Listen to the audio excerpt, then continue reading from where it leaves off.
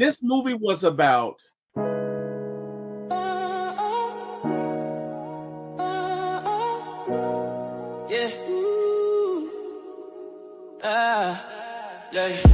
Lights, camera, action is going down. For my ATL movies, when we run this town with your host, T-Will, yeah, keeping it real. From the A to the screen, you can feel the thrill. Rolling with the classics, we're setting the pace. Highlighting the magic of our soulful space. Got the vibe, got the crew, making it tight. When the screen lights up, everything feels right. Grab your popcorn, let's make it loud. T-Will, T-Will. It's movie time, ATL style. Stand proud. From the silver screen to the hearts we steal. T-Will, T-Will. Every frame we capture is a real deal. Yeah. Talking premieres where the stars align. ATL views, yeah, they really shine. Behind the lens, capture. Well, MCU fans, movie fans, welcome back to For My ATL Doomsday Hourglasses rewatch of Ant-Man. It's your host T-Will and my guy Jordan Burton over there. Jordan, how you doing, sir? All well? Spectacular. One would say it's been amazing. Ant-Man. I've been highly anticipating this movie. Anticipating this movie a lot, and we're gonna have a lot of ant puns. I see what you did there. Yeah. I see what you did there. Wow. Okay. All right. Well. As you know, we are doing the Doomsday Hourglass, which is a countdown to Avengers Doomsday. And we are looking back at all of the Marvel predecessor movies. And, you know, if they apply, we're looking at some, I don't know, harbingers of things to come for Doomsday. You know, maybe some Easter eggs as far as some, you know, potential plots or things we're going to see in it. And Ant-Man is no different. And so, hey, without further ado, man, let's get into it. Ant-Man, released July 17th, 2015, directed by Peyton Reed, starring Paul Rudd, Michael Douglas, and Evangeline Lilly. The main villain, or the antagonist, is Yellow Jacket, played by Darren Cross. Did pretty good at the box office, 518 million worldwide. That's not bad. Runtime was 117 minutes. Critical reception, generally favorable reviews with praise for humor and Paul Rudd's performance, and I would agree with that. Ant-Man is unique in the MCU because it blends superhero action with a heist movie structure and focuses on a much smaller scale story compared to other Marvel films. And I would agree with that. But Jordan, first thoughts on Ant-Man. Give us your thoughts. You know, when I heard they were going to do an Ant-Man movie and Paul Rudd was going to be starring as Ant-Man, I was like, what are they doing? Like, I love Paul Rudd. Always have. Even before he was Ant-Man. I thought he's always been fantastic. And Ant-Man to me always seemed like what Hank Pym's character is in this movie. Right. And almost like an Iron Man-like character. So I understand now why they didn't go that route. And I'm fully supportive of the direction that this character went in. This was never one of my most anticipated films. I see what you did. But it was I don't know, when I heard Ant-Man was coming out, especially in between all of these different movies like Black Panther, Civil War, Spider-Man Homecoming, Doctor Strange, Avengers Age of Ultron, like this movie was like towards the bottom of those movies that I was anticipating. So, but when this movie came out, it was very refreshing and I liked it. Everybody has always said it's a small scale movie, and it only makes sense that, of course, an Ant-Man movie is a small scale movie. I don't remember the first time I saw this in the theaters, but I just remember my opinion on this movie has never changed since I saw it in the theaters, and I've seen it many times. I just always think it's not the greatest. It's not this like outstandingly great movie, but it's not a bad movie either. It's a very solid and just fun movie. Excellent movie. A lot of fun and quite humorous. I rewatched this and I find myself laughing, and it's just it's a fun film, and I love the cast.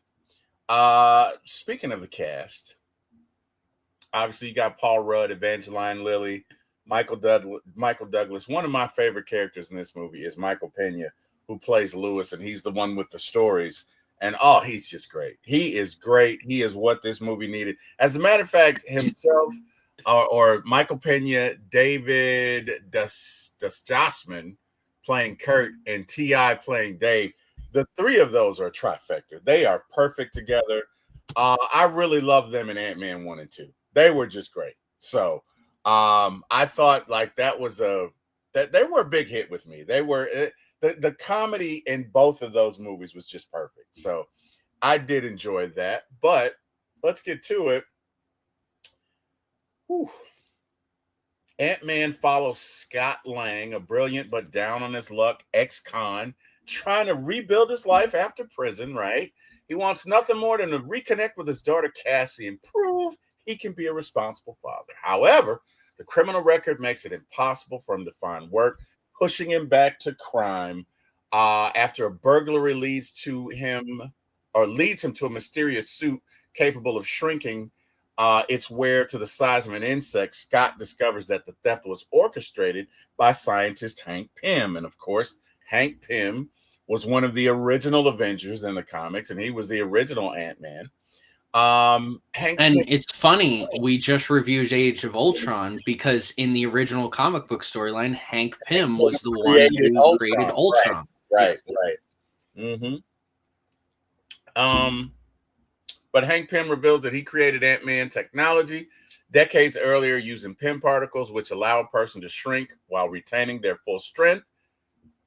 Pym fears that his former protege, Darren Cross, will weaponize the technology through a new suit called Yellow Jacket.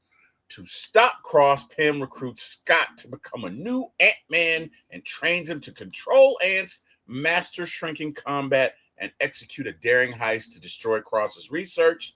Scott, Pym, and Hope Van Dyne assemble a crew and infiltrate Pym technology to destroy the Yellow Jacket prototype. Cross steals the technology and becomes the villain Yellow Jacket, leading to a surreal final battle that shifts between microscopic and full-size environments. Scott defeats Cross by shrinking beyond the limits of the suit into the quantum realm. Remember that term. Narrowly escaping and returning home as a hero, finally earning the respect of his daughter and becoming a new Avenger. And that's just the summary. But let's get into the specifics. Scene 1. The fall of Hank Pym. In 1989, Hank Pym resigns from S.H.I.E.L.D. after discovering they are attempting to replicate his shrinking technology known as Pym particles. Pym believes the technology is too dangerous and could be weaponized. And he basically tells them, I'm out. But one of the main guys who's there makes a comment about his wife.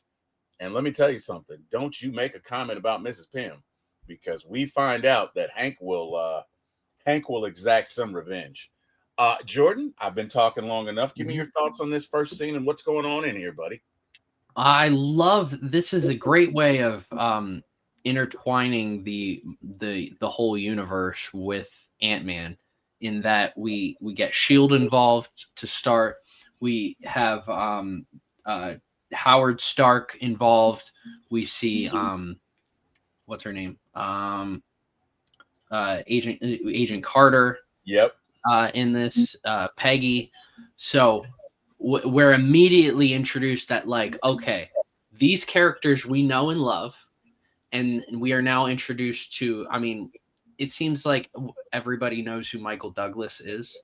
So so he just, as soon as he's on screen, we're like, all right, yeah, we like this.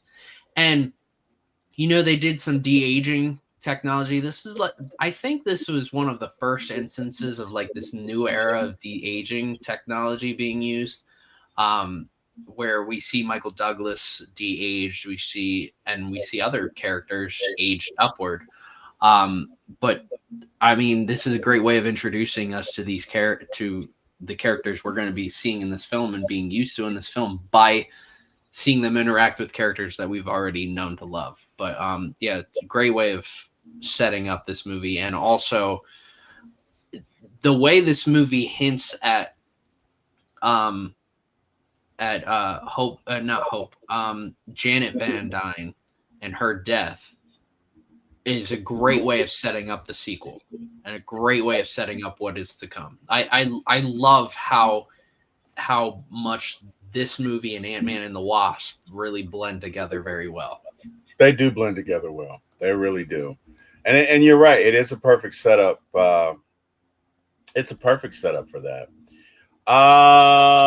Scene 2, Scott Lang is released from prison. We see him fighting somebody, and we don't know what's going on. We just see this guy punch him, and then he's talking to him in that Paul Rudd way, and he says, he punches him, and he was like, wow, that didn't do anything.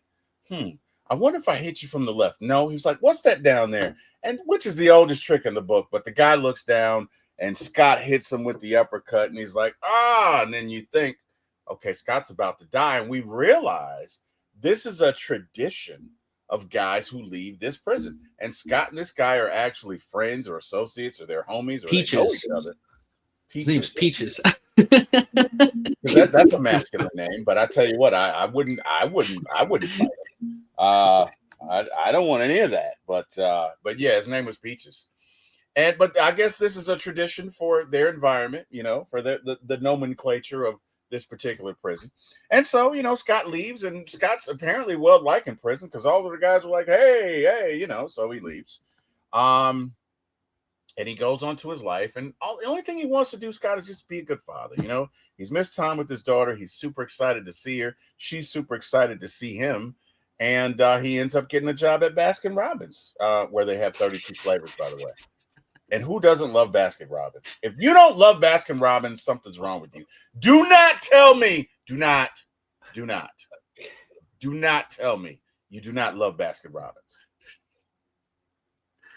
I have never had Baskin Robbins. Well, you got to have it. You got to try it. We had a Baskin Robbins. We actually had 2 Baskin Robbins near me, both closed, so I never got a chance to have. You know how the guy in the beginning of this movie is like I'll just have a burger, and Scott's like, this is Baskin Robbins, and he's like, what hot dog, whatever's hot and fresh, and he's like, dude, it's a Baskin Robbins, right? Honestly, I've never had Baskin Robbins, so here's the thing. I would have never gone in and said, like, I want a burger without looking at the menu. Who orders something without looking at the menu unless you've been there enough times? Like, you're just so yeah, he was an idiot. But like, if I thought he was trying to be funny. I thought he was trying to be funny. I don't know. I mean, I assume that they just have ice cream. I don't know what else they have. I've never been in a Baskin Robbins, so I don't know. So part of me was like, felt bad for this guy that like, yeah, like I understand. But then another part was like, you are an idiot, because who goes into a place and just starts ordering things without looking at the menu that you've never been to? You are an idiot. Yeah. I've never been to Baskin Robbins. I love their logo though. I love logos. This is where I did really good with marketing. I love logos that have little hidden details. So when you in the B and the R, you see the 3 and the 1 for the 31 different flavors. I love that. Love that logo. I see what you did there. Have you ever been to Brewster's? I have no idea. I've never heard of that in my entire life. You are the first person right now to ever say that. That's probably that might be a South thing. That might be a South thing. I've never heard of that.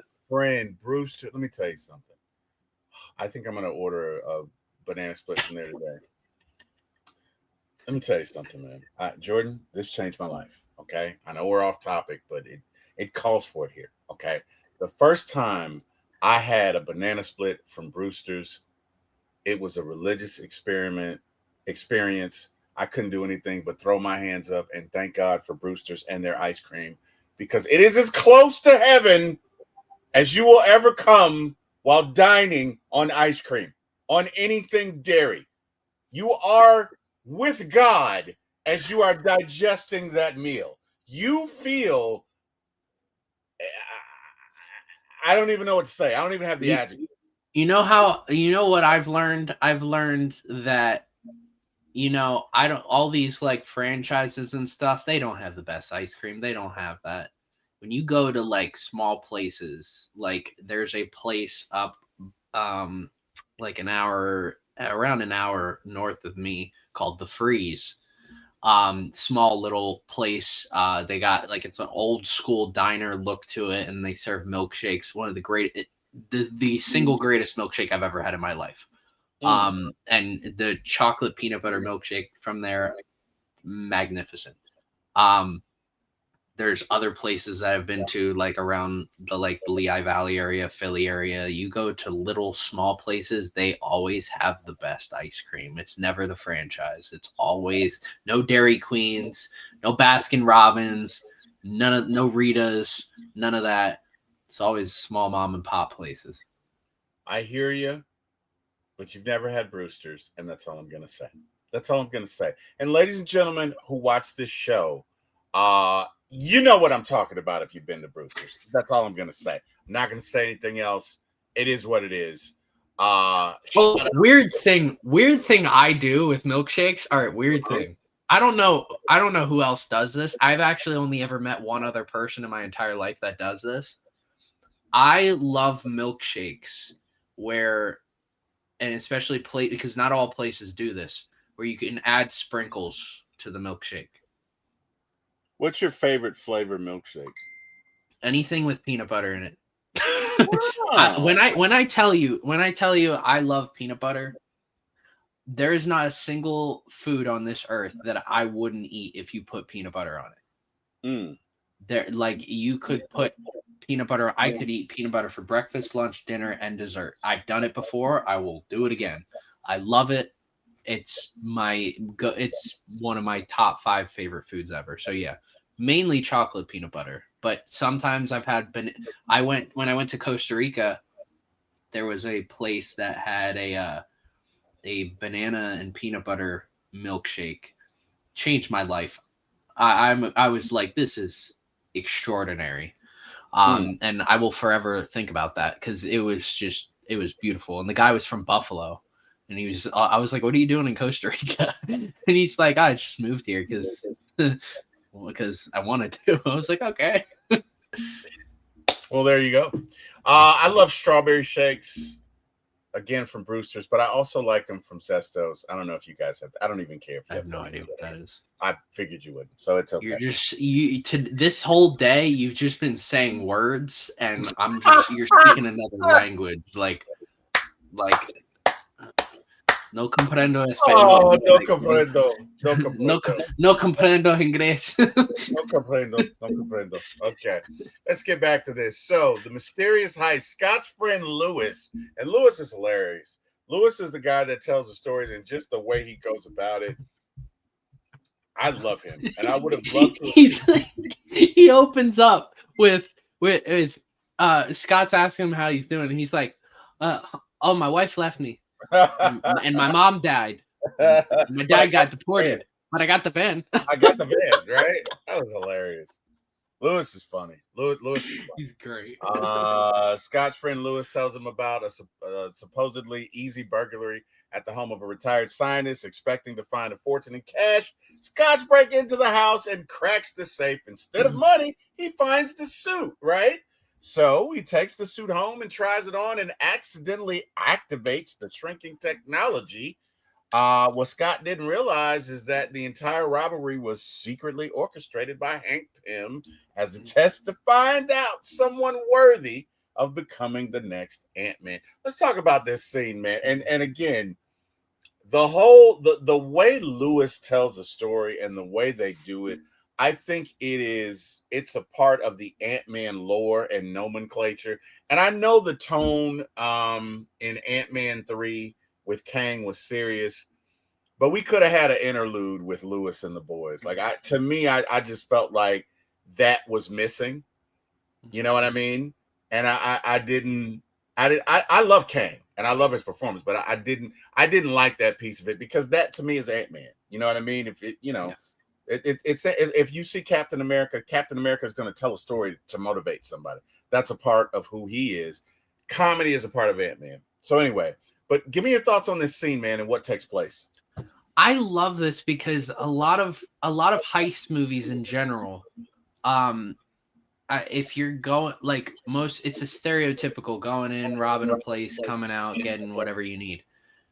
But the fact that this is all a setup is a great story, because most of, if you're just watching this for the first time, you probably think, okay, he's gonna go in, he's gonna steal the suit, he's gonna get the suit, and he's gonna become an Ant-Man, because that's a stereotypical way of doing it. But the entire time, Hank Pym wanted him to get the suit. Right. He wanted him specifically to get the suit. And that added to like, oh, that's interesting that he wanted him to get the suit, because it was basically a test drive to be like, all right, we need you to actually do a bigger heist than just this.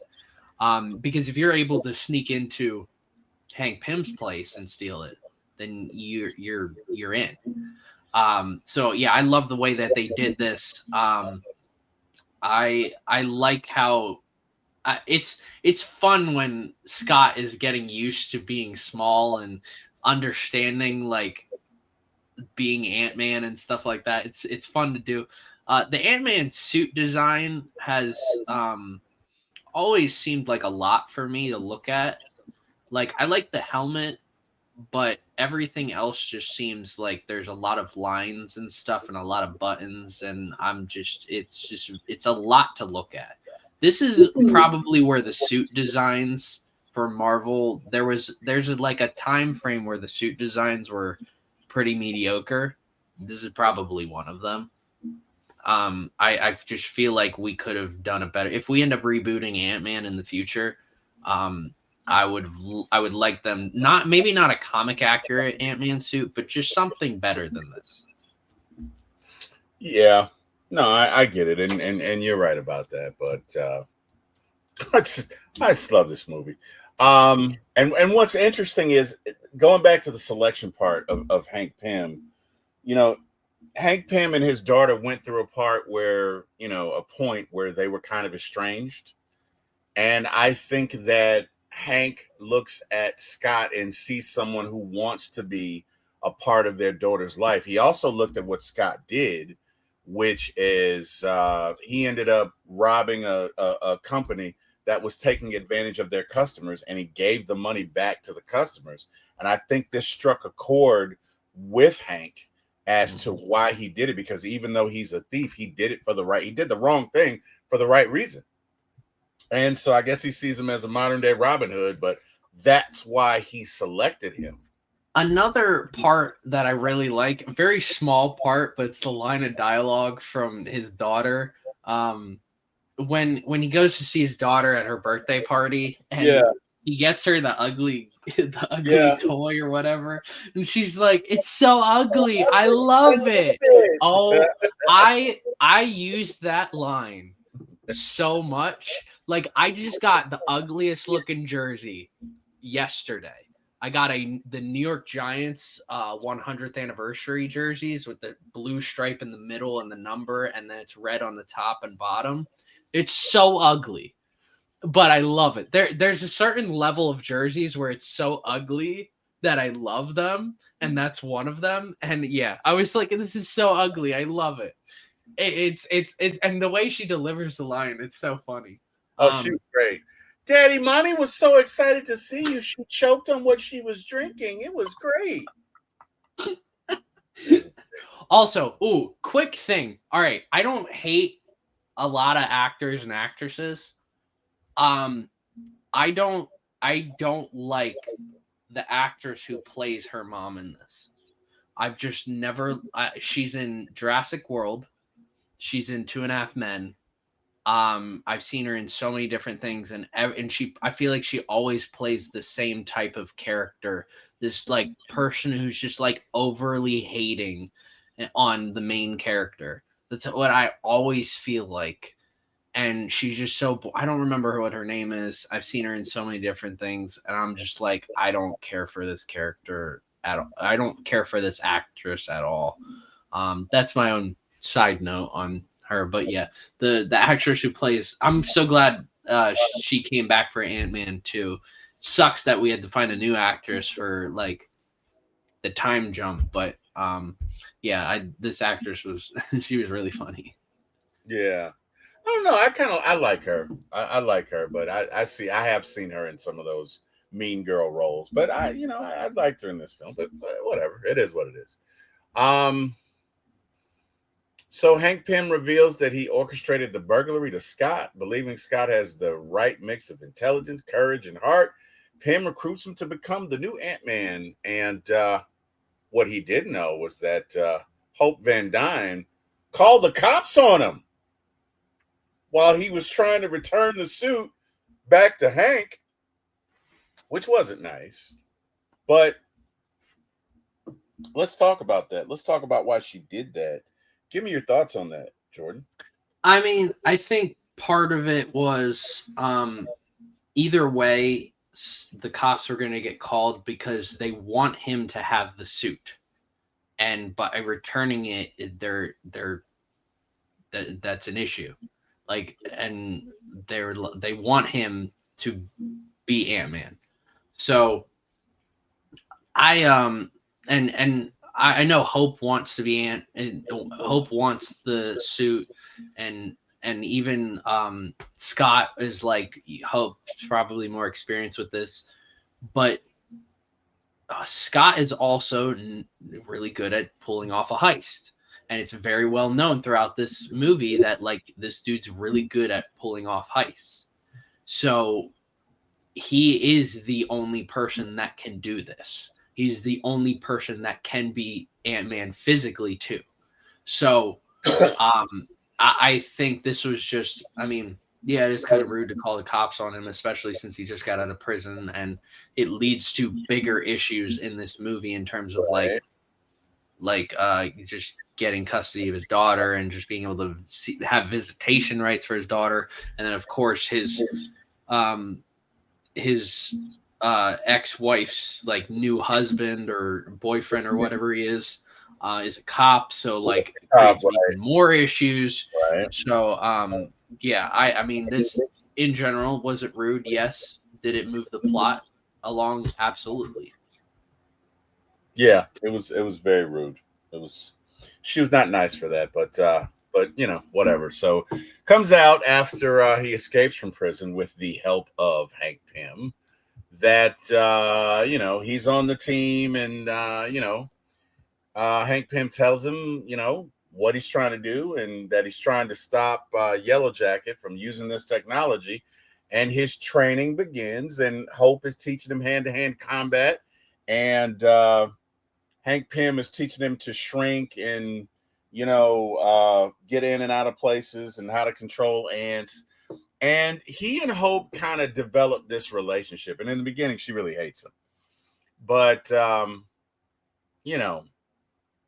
Hope is insisting that she do it. And Hank Pym yells at her. And he and Ant-Man, or he and Scott have a conversation after that. And Scott kind of understands where he's coming from. And, during a moment while Hope and Scott are alone, he says to her, "Look, I'm expendable." He says he's already lost your mom. That's why he doesn't want you to do it. He's not trying to hold you back. He says you matter to him. He says you're all he's got. He says, me, I'm expendable. So that's why he's doing it. Mm-hmm. And this kind of softens her up a bit. And then she says, well, if I would have known that you had a daughter, I wouldn't have called the cops. I'm sorry. And they start to develop a friendship. But give me your thoughts on this, man, as what's going on in this scene. Yeah, I in fact, I will say I didn't like Hope's character in this movie. Like, I just felt like she was so pessimistic about everything. But I really, I mean, I love her in Ant-Man and the Wasp. I love her, and I mean, I think her role should have been bigger in Quantumania, because in fact that movie should have been titled Ant-Man Quantumania, not Ant-Man and the Wasp Quantumania. But we'll get to that. That's a whole frustration I have with that movie. If any, it's literally called Ant-Man and the Wasp Quantumania. What does the Wasp do in that movie? Like, I love her role in Ant-Man and the Wasp. She's so crucial to that movie. And the Wasp in general is a very important character in Marvel. I mean, she is always one of the original members of the Avengers. When we did our Avengers review, I said that they were planning on having the Wasp in the movie, but they didn't. There was no backstory behind the character, so they didn't know how to set up her being in the movie. Right. So, but I didn't care for her. I just felt like she was always negative. It was just like like she was trying to play devil's advocate, but just always be the negative Nancy in the room. That's what I always felt like. And you know what? Mainly because she's frustrated, like that Hank's another father who doesn't just know how to communicate with his child. Stemming back to the worst father in the MCU, Odin, and Loki, Thanos, and sorry. And Thanos. Like, just simply communicating.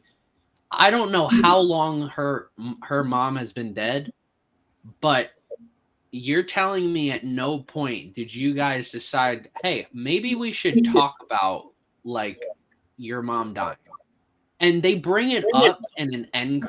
They bring it up at the end of this movie, and I'm just like, why? This feels like such a simple conversation to have.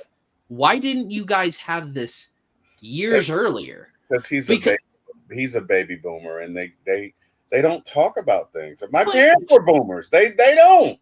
But he seems like an emotionally intelligent person for his age. Older now. But with her growing up, no way he would have brought that up. But either way, it took you this long to be doing that. Like, you even before the events was clearly, you guys have been talking before even bringing Scott into this. You're telling me at no point did you guys decide, hey, maybe we should talk about it? And it creates this feud between the two of them.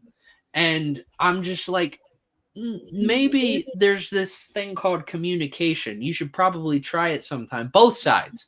It's not even, she should be communicating her frustrations a little bit less hostile, because I feel like she is being hostile and saying like you're the reason mom's dead and stuff like that. Like everybody needs to dial it back, sit down in a room, breathe, and just talk about their feelings like normal people instead of like we're in high school.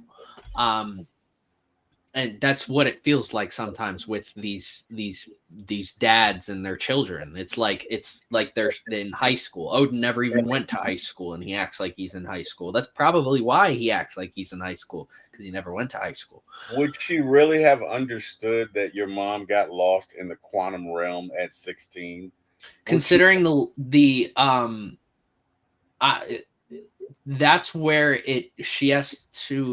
that's where he should have had a conversation when she was able to understand the technology. Like, she has now understood the technology for who knows how long, clearly for years, because she's been a part of like Pym-Tech. That's so. For years, she's understood the technology. In my opinion, she should have put 2 and 2 together. That like, my dad doesn't want me to put on this suit. My mom died, and he won't explain why. And he doesn't want to be Ant-Man anymore. Put 2 and 2 together, bro. Like, come on, man. It doesn't take a genius to figure that out. That's I don't know. That's my opinion on that whole matter. That they should have communicated. Does it feel like it's just we're just trying to tell a story, yeah, but in normal people would have communicated like this or better than this. I don't know, man. I just think he feels guilt. I Which is think, why yeah, he he doesn't, does. which is why he doesn't want to bring it up to his daughter. And you're right, he should have communicated. But I'm telling you, that I can totally see my parents doing it. I can 100% see my parents doing that. So, it generational thing, I guess. I don't know. Darren Cross, the ambitious CEO of PIM Technologies, reveals his nearly perfected shrinking suit called Yellow Jacket. And he plans to sell the technology to military organizations and criminal buyers around the world. One of them being, you guessed it, Hydra, right? Again, another Avengers reference. Hydra, their enemy. So I like the fact that they kept it in the family. Unlike Hank Pym, Cross sees the technology purely as a weapon. His unstable experiments and obsession with success slowly drive him toward madness, transforming him into the film's villain, central antagonist, right? And here's what's funny to me. So this is where they come in and they plan the heist. And we got Lewis and the boys, and Lewis is like, wow, I can't believe you guys called us back after we robbed you. You know we robbed you, right? And he's kind of talking trash, right? He's kind of waving it in their faces like, who does that? Give me your thoughts on Lewis in this scene, man. I thought that was kind of funny. Lewis is one of the funniest characters in all of Marvel. Like the way he goes on a rant where he's like, so I know this guy, right? And this guy who was playing a softball game, right? And he was talking to his girlfriend. His girlfriend was like, yo, we have a like, he just keeps going and he talks so fast, but you understand it. And you're like, dude, sometimes he'll like throw something in there that's just so random in the middle of his story. And that's when like Scott's going to be like, Lewis, come on, that's not important. Go on. I can't look away when he talks. I can't look away when he talks. Well, a lot of people after this movie, they were after Ant-Man and the Wasp, they were like, Lewis should do a Marvel recap going into Infinity War and Endgame. That would have been great. You know, I don't think we needed it for Infinity War and Endgame. I think we direly need it for like Doomsday. Like, I think we need Lewis to just sit down, or the actor who plays him to just sit down and explain to all of us in the Lewis style what's going on in terms of what's led us up to this movie. That's all we need. That would be the best, and that would be great for the average person. That'd be a great idea. Yeah. So, but yeah, Lewis, like he's learning about the Ant-Man technology, and he's like, whoa, where'd you go? And he's like, I'm on your shoulder. And he freaks out. Yeah. He totally freaks out. It's so great. I love that T.I. is in this because it's so random. I'm like T.I. is in this movie. But he was great. It's like I forget he's in this movie so much. And like I mean I love T.I. I have a lot of his songs. I love the song with him and Eminem. What the heck is it called? That's All She Wrote. And Dead and Gone with him and Justin Timberlake. I mean, I was just listening to the song with him and Rihanna earlier today. Like, the T.I. is fantastic. And then the other guy, I can never remember his name. The actor or the character. But Kurt. Not Lewis, not Kurt. Yeah. So I love this actor, and I loved him in. There was a horror movie about a late night show that he was in, and I thought he was awesome in that. But he's so funny in this too. Like when he in the second one when he starts talking about Baba Yaga and stuff like. So, and they're looking at him like, what? And he's like, Baba Yaga. Baba Yaga. It's so great. I love this trio right there. And that's to your point, they are very well cast together. Yes. Because they are an organism unto themselves. They're just great together. Mm-hmm. The way they respond to things, because it's like they're in their own little bubble, mm-hmm. and they have their own nomenclature and culture and things that go on there, and they're just funny. They are funny together. And they really made this movie for me. I mean, Scott Lang is great, but to me, the comedy in this, it's just great. It is great. And that was the one thing when I was watching Quantumania. When I got done Quantumania, I was like, how come you didn't have these characters in this movie? Like, you have to have you purposely had them as important roles in the first two movies, right. And then you just don't even have them at all in the third movie. Yeah, I didn't like that. That blew my mind. From a general, like, I like Quantum. You and I both agree that we both like Quantumania more than the average person. But there are a lot of issues with the film, and like, I don't know how you're setting up an Ant-Man movie and you don't include them. That's just stupid to me. Yeah, no, agreed. Or sorry, an Ant-Man and the Wasp movie, because it's in the title, even though she's like a supporting character. That's so stupid. That's so dumb. I can't believe they do the Wasp like that. There's some movies that anger me for what they do to certain characters.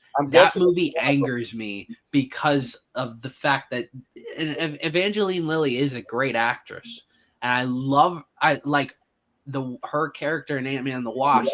I was like, I really like this character. I can't wait to see where this character goes, but she ends up not being that important, and that sucks. It's awful. Also, I feel bad for Evangeline Lilly. She had to retire from acting because she got into an accident. I don't remember the accident, but I didn't know that. It was some sort of head injury, and she ended up retiring from acting. So I feel really bad for her in general, and that's what makes me even more angry at Ant-Man and the Wasp: Quantumania, that I'm like, you didn't do this character or the actress justice whatsoever for this movie. I did not know she'd been in that accident. I'm so sorry to hear that. Mm-hmm. Wow. Okay. Oh, yeah. Okay. So I am like, if she didn't show up in Avengers Doomsday, I would completely understand. Like, that is a situation that's well beyond like a simple character in a role for a movie. And yeah, I really doubt that she's going to be in Doomsday. If she is, then that's fantastic, but I really doubt it. Also, I'm glad she went away from this like bowl haircut. I didn't care for the haircut. I like the haircut on her, but okay, whatever. It's you know what I liked about this? When he's telling the story, the background music is the same music that they played in Jackie Brown. Have you ever seen Quentin Tarantino's Jackie Brown? No. Jackie Brown. Okay, well, first and foremost, great movie by Quentin Tarantino. It was not Pulp Fiction, because Pulp Fiction to me is the best movie Quentin Tarantino ever made. Love it, hilarious, but Jackie Brown was pretty good. But anyway, whenever they're talking about the heist, and it is a heist movie, that music is playing. As a matter of fact, it's a large part of the soundtrack. So they're kind of playing into that. I can't believe, and there's this scene with Samuel Jackson where he says, AK-47, when you absolutely have to kill every MFer in the room, except no substitutes. That's always been one of my favorite lines. You got to add that to the list, buddy. Jackie Brown. You got to add it to the list. I'm just not a huge Quentin Tarantino fan. I've seen his movies. I like some of them. I just don't care for his directing style all that much. I can dig it.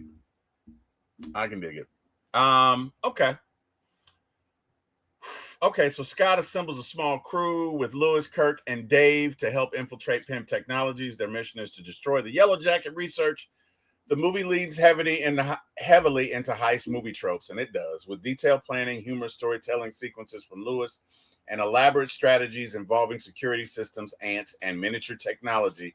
This section of the film blends superhero action with classic crime movie structure similar to Ocean's 11. And it does. It does. They're 100% correct with that.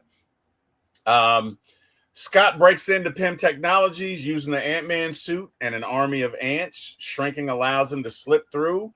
Everything is going perfect until he gets into the device to steal the suit. And all of a sudden, we realize that Yellow Jacket knew he was coming the whole time. It's the carrot and the stick trick. And Yellow Jacket, I guess, closes the encapture that closes the whatever the device that Scott is trapped in. And, hey, he knew he was coming the whole time. So I was like, wow, okay. I'd forgotten about that because it had been a minute since I had seen the movie. But, he basically tells Hank that, I was coming to kill you the other night, but I didn't because your daughter was there. And I knew you were up to something and blah, blah, blah, blah, blah. And then the conflict ensues. And, of course, Scott has some weapons that enable him to increase his size. Pause. And so he's able to get out of the device. And he and the Yellow Jackets start fighting. And the conflict ensues from there. And their fight goes all over the city. It starts in the building, and they leave the building, and they go to his daughter's home. And, actually, they go to this family's home, and they end up in the pool, and they fight there. And Scott smacks him into this bug lamp, and he's knocked out for a second. The cops get there, and they pick up Scott, and he's like, wait a minute, what happened? Hold on, blah, blah, blah, blah, blah, blah, blah. And then, you ever touch one of a bug zapper? Oh, yeah, it'll shock you. Yeah. But you ever touch like a really bad one? No. I did it. So I used to have a bug zapper, and I don't know why we got it. I thought it was cool. I was like 9, and one time I would like shock people with it. And one time I touched it, and then I almost fainted. Damn. Sometimes sometimes I do stupid things for science. Just to see like, what if I did this? That's the curiosity in my brain. But anyways.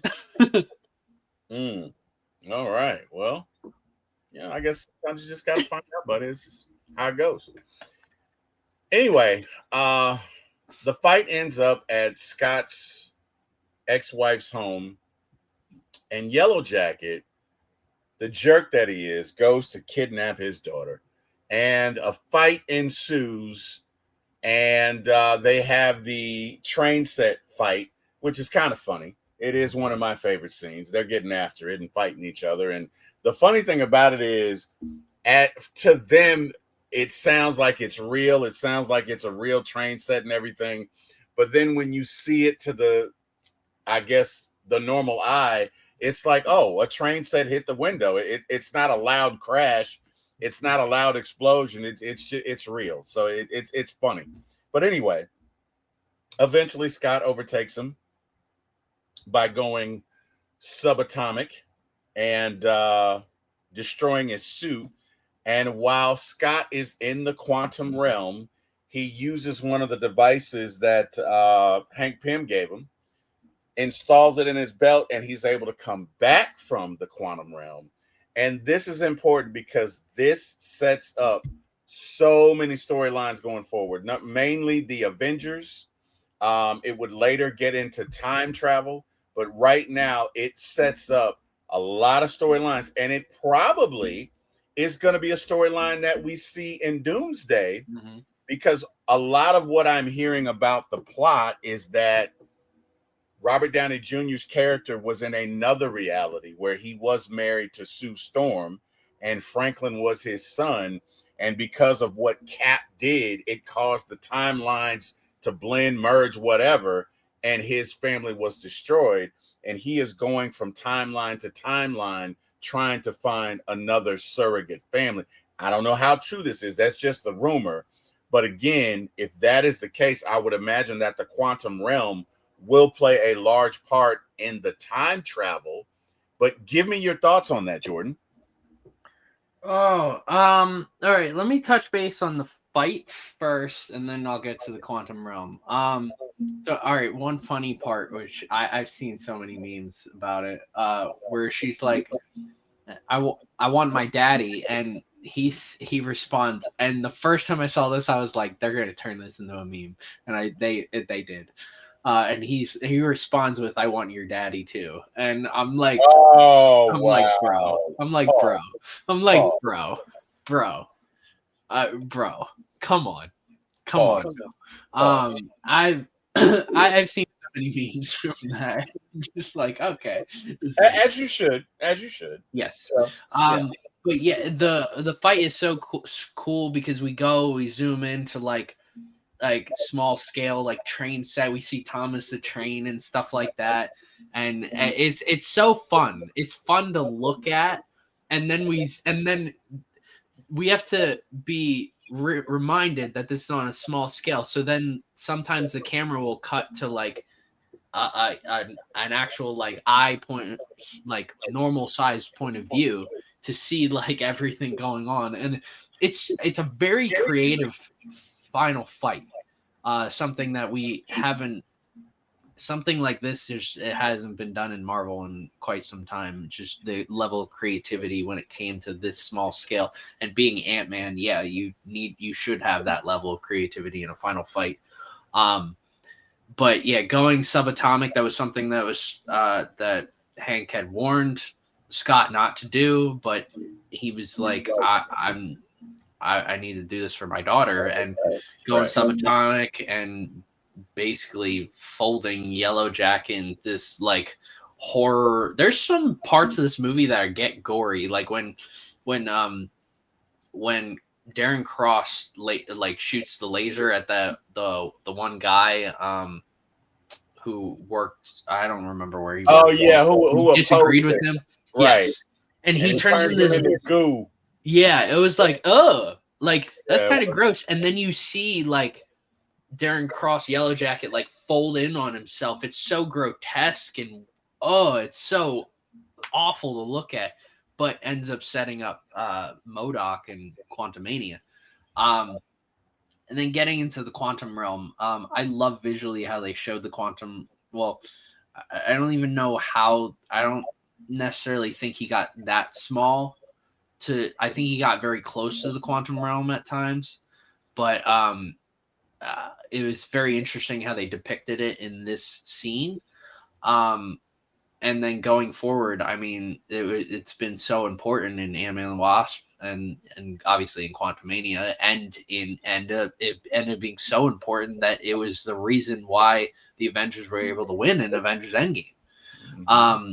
Which, before I heard Avengers Endgame was going to be a time travel movie, I was like, I had no idea how they were going to rewrite everything. I was just like, I don't know how this is going to work. Right. But I had completely forgotten about the quantum realm, and I was so confused. Like there was just so many questions I had going into Endgame that I was like, I don't know how they're going to do this. I don't know how this movie's going to work, but they pulled it off. As for the quantum realm, I think if Kang were still the villain, I think the quantum realm would have been super important. But now I don't think it's going to be as important. I think time travel will be involved heavily, but I think there's going to be a lot of things that are scaled back that aren't going to be necessarily at the quantum level. And it's going to be more straightforward time travel than we've had in other scenarios. Like we'll see that advanced technology we saw in Doctor Strange and the Multiverse of Madness. We'll see it that we might hear at the end in the end credit scene for Fantastic Four First Steps with Doctor Doom. So I think it could be very important. I would have heavily thought it would be important if this was Avengers Kang Dynasty, but because of the shift in everything, I don't know how much the quantum realm in general will be as important compared to what it would have been. Okay, that's fair. Let's talk about some things we didn't know about this movie. So the film was originally developed by Edgar Wright Yes. for years before he left the project. Yes. So I this movie was in development when Iron Man was in development. In fact, this was supposed to be a phase 1 movie. They wanted Hank Pym, Ant-Man story, but that's what Kevin Feige wanted, but the studio was like, no, we don't want that. That's going to be too similar to Iron Man. We don't want that. But Edgar Wright, this version that we got was apparently, there was a lot taken from the Edgar Wright, and you can actually watch YouTube videos on what Edgar Wright's Ant-Man would have been. And there is very interesting. It is a very like character-driven story that is very smart. But like the gunshot scene in this where Scott like jumps over like bullets and jumps onto the gun, that is in Edgar Wright's version. There's a lot taken from Edgar Wright's version that was used in this film. And like Edgar Wright is, a lot of people wonder what Edgar Wright's Ant-Man would have been like. That it would have probably been better than this version we got. And look, this version is good what we got. It's just, from what I've heard, that version would have been great. Okay. All right. Paul Rudd helped to rewrite the script. Mm-hmm. Didn't know that. Ant-Man. I assume the comedic relief. I'm assuming. Yeah, probably. You're probably right. Ant-Man is one of Marvel's earliest comic characters, being that he was created in 1962. Mm-hmm. The movie closes phase 2 of the MCU. The heist structure was inspired by classic crime films, and real ants were studied for animation realism, but they weren't harmed. The quantum realm concept later becomes crucial in Endgame, and that's true. Falcon appears in a cameo fight scene. Let's talk about that for a second. Let's talk about that. That was funny. And it's funnier in hindsight. It's funnier in hindsight because it's Captain America now. Yeah. That was funny when he was like, hey, don't tell Cap about this, man. Do not. That was funny. That was funny. I enjoyed that. The film connects directly to Civil War in the post-credit scene, and the toy train sequence required complex scale simulation CGI. Okay, so that's pretty cool. The one thing I will say about the structure of this film and like classic crime heist films, what this movie does right is it doesn't follow that generic storyline either. That there are plot twists, like Hank being behind the fact that Scott could go into his house and steal a suit. Right. Like when it looks like Scott has the yellow jacket suit in his grasp, and then Darren Cross traps him. Like we think it's a straightforward plot, but it's not, and that's what makes this movie work. Right. No, agreed. My favorite scene for me, it was Lewis's storytelling. And the Baskin Robbins, when his manager was like, oh man, I think it's great. And Scott's like, yeah, I think it's great too. His manager was like, yeah, you're fired. And just the way he delivered that, man, that was funny. He was like, no, I think you're great. As a matter of fact, if you want to take one of those smoothies, hey, I'll look the other way. It's fine. And then in the next scene, we see him carrying like the drink or shake or whatever. I thought that was pretty good. Those were my two favorite scenes. Any scene with Lewis where he's telling the story. Really, any scene with Lewis, Kirk, and T.I.'s character, and Dave, they were great. So I really enjoyed their on-camera time because they're a part of a team, but they each have their components of comedy that they deliver, and just together they're perfect. Do you have any other favorite scenes different than the ones that I just went over? I love the briefcase scene on the helicopter where Ant-Man and Yellow Jacket are locked into a briefcase and the music is playing. Like, I watched this. I mean, when you watch the movie in theater, the music that's playing is so loud, and it's a cool visual scene.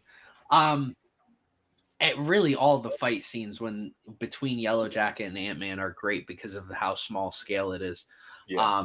And I really like in general, I like the whole final heist of the movie.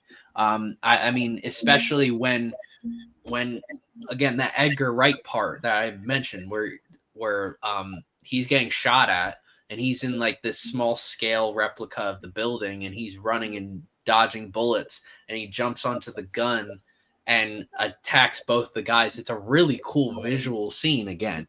And they showed that in the trailer for this movie and I was like, wow, that was awesome. But yeah, I mean, yeah, and I agree with you. Lewis is anytime he's involved in anything, it's just so funny. Lewis made the movie for me, man. He was and don't get me wrong, Paul Rudd was great. It was a great cast, but Lewis just took it to another level, man. He was hilarious. So I really did enjoy his character, and I just think it was great. But anyway, man, we are at that time where it's time to rate this movie, and I don't know what you're gonna give it.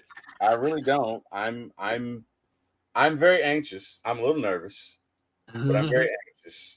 But I have to vote with my heart.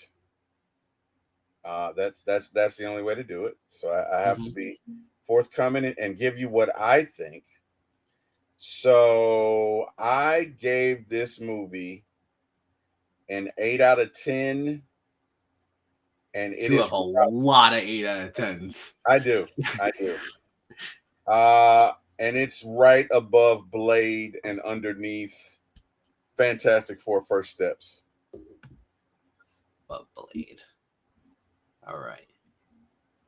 What do you think I gave it? I'm going to say you gave it a 7 out of 10. And I'm going to say you're going to put it. This is Jordan we're talking about. You're going to put it right under X-Men, between X-Men and Jessica Jones.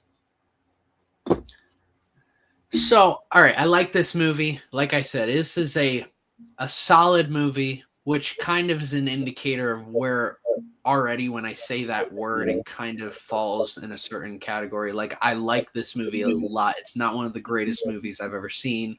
So you can already tell that it's not like a 9 or higher. It's not. It's definitely a movie I will recommend. So it's obviously higher than a 5, and I enjoyed it. So it's going to be like a 6 or higher. So you can kind of narrow it down where I'm at with this. Yes, I did give it a 7 out of 10. Yes, but I do have it currently as my highest rated 7 out of the movies. Oh, wow. Okay. I have it above X-Men and I have it above X-Men Apocalypse. Oh, wow. In general, I didn't expect. Yeah. Again, this movie is not a very straightforward, and that's what I love most about this movie. Right. Also, it does things that are so different. Like X-Men Apocalypse, I mean, is very stereotypical. Same thing with X-Men. That's just how they are designed. But visually, I like this movie. I love the humor in this. I think I have more. The issue with Apocalypse that I have, and Apocalypse could be higher. There are so many plot lines going on in that. And in the first X-Men movie, I just have more fun with Ant-Man than I do with X-Men. That's the whole point for me when I'm watching a movie is I want to be entertained. And I just feel entertained when I watch Ant-Man versus more entertained than with X-Men. Like I can shut off my brain and watch Ant-Man. With X-Men, I feel like there's more plot. There's heavy dialogue, and that's what makes it a good movie. It's just I have more fun with Ant-Man on top of the fact that Ant-Man does do a lot of things very well. So yeah, I give it a 7 out of 10. Okay, that's fair. I can't believe I guessed it, but hey, awesome. So we may or may not be coming back tomorrow and doing season 2 of Daredevil. We'll see. And or on Sunday doing season 1 of Luke Cage. We'll see. That we should. We all have some plans this weekend, potential plans this weekend, so we're going to play everything by ear. That we shall. Well, hey, to everybody who joined us twice today, we thank you. We appreciate it. We hope you enjoyed Ant-Man, Doomsday Hourglasses, look back, rewatch of Ant-Man. And next up on the docket, whenever that is going to be season 2 of Daredevil. And immediately after that's going to be season 1 of Luke Cage. So stay tuned. And yeah, man, super excited. We will see you guys when we see you. Good night, everybody. And we'll see you again. Thanks. And you guys have an amazing weekend. Goodbye. This movie was about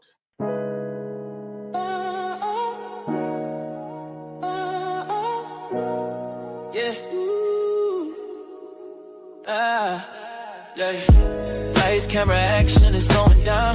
For my ATL movies, when we run this town with your host, T-Will, yeah, keeping it real. From the A to the screen, you can feel the thrill. Rolling with the classes, we're setting the pace. Highlighting the magic of our soulful space. Got the vibe, got the crew, making it tight. When the screen lights up, everything feels right. Grab your popcorn, let's make it loud. T-Will, T-Will. It's movie time, ATL style. Stand proud. From the silver screen to the hearts we steal. T-Will, T-Will. Every frame we capture is a real deal. Yeah. Talking premieres where the stars align. ATL views, yeah, they really shine. Behind the